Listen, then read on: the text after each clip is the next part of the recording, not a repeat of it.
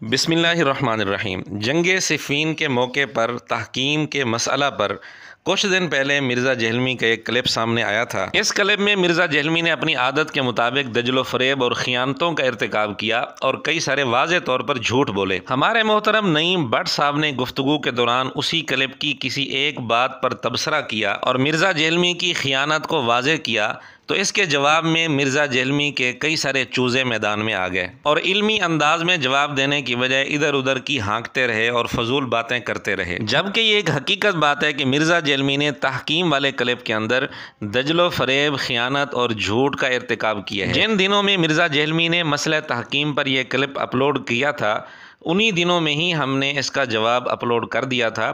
جہلمی فرقے کی پوری ذریت زندہ یا مردہ سارے مل کر اس کلپ کا جواب نہ دے سکے ہیں اور نہ ہی دے سکیں گے انشاءاللہ۔